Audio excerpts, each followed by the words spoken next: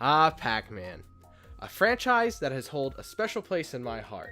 I can always remember my mom telling me about how she played Miss Pac-Man in the arcades, and Pac-Man World 2 was the shit. I say we take a look back at most of the Pac-Man games, not all of them, and see if they're any good or not. I'm kinda curious. Let's start with the beginning, 1980, the arcades, and we end with Pac-Man and the Ghostly Adventures 1 and 2 for the Wii U. Let's get started!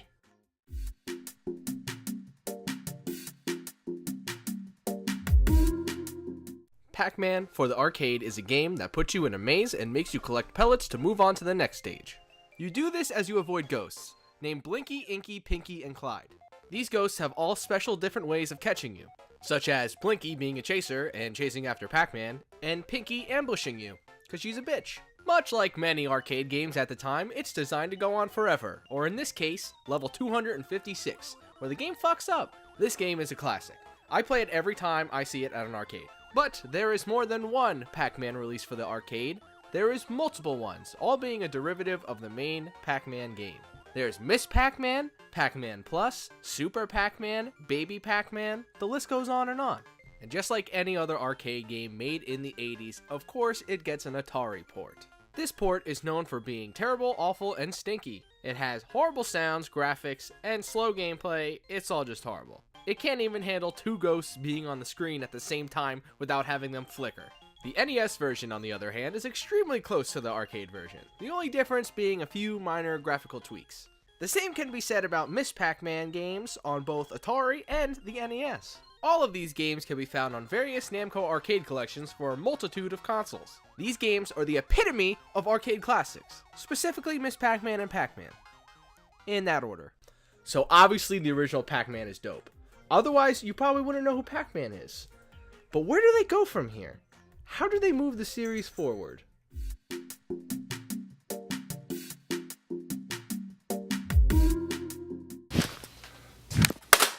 This game is a puzzle game.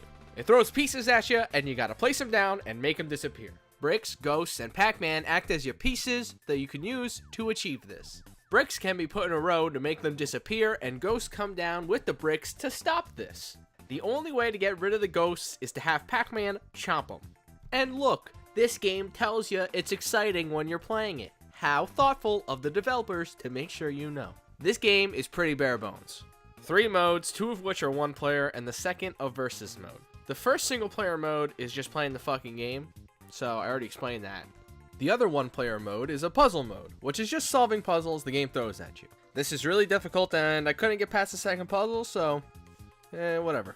And the versus mode is just a versus mode and you play against friends. This game is worth the $10 it is. It's fun to play with friends and it's on the Wii U Virtual Console, so you can play it really easily. So why not?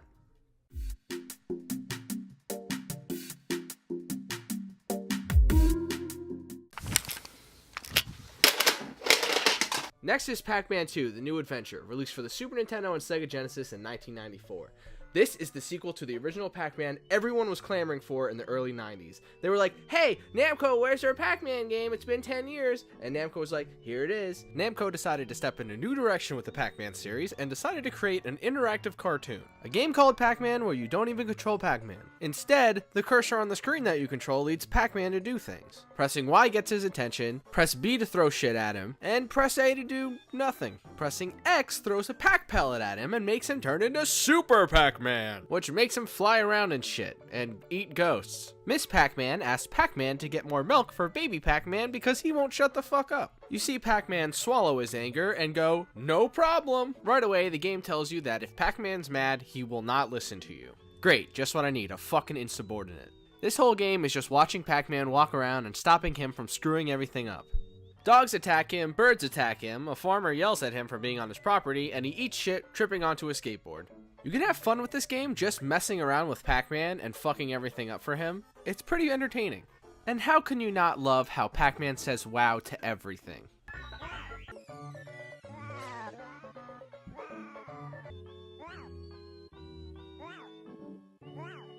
And just look at his walk cycle. This is the face of a man who loves his life.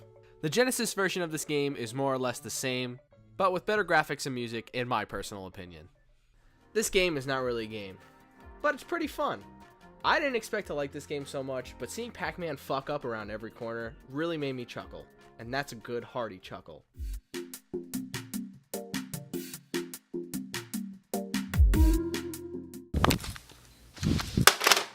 This game was never supposed to be a Pac-Man game, and you could tell just by looking at the box.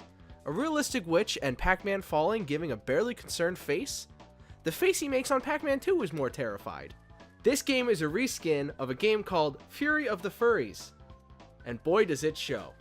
I don't know what Namco was thinking rebranding this game, but it is sure something else. The story starts by showing Pac-Man and his fam chilling in the house. Then shows the evil ghost witch zapping our boy Pac back in time. This game is convinced that this witch has been Pac-Man's archenemy for years, stating things such as, the ghost witch and her monsters invaded his world, so Pac-Man was forced to survive so many crazy adventures. Do you guys remember an evil witch in the original Pac-Man? No, I don't think so. The witch blasts Pac to the crazy year of 1975. An era of evil and witchcraft for sure. And of course, the witch made everyone in the world turn against our boy Pac. So we must traverse the horrific land of 1975 and enter the castle of the Gum Monster to get the portal of time to send us back to 1994? Oh yeah, and they made Pac-Man turn into a Pac-Boy so that he looks like the main character from Fury of the Furries. Unsurprisingly, this game is a platformer, and one that controls very poorly. You can lightly tap on the D-pad and Pac-Boy just bolts across the fucking map. And to do his highest jump, you have to hold down the jump button, and after 2 solid jumps, he's finally at his peak jump, which isn't even that high. There are 50 levels, and each 10 the environment changes. There's mountain levels, ruins, forest, a medieval town for some reason, and a castle. I thought this took place in 1975. So this was the aftermath of Nixon's presidency. In each level, you gotta collect Pac pellets needed to open a door somewhere on the map. How many you collect varies from 15 all the way up to 50, and some of them are a bitch to find. I searched around a whole level for a good 15 minutes before turning off the game in frustration.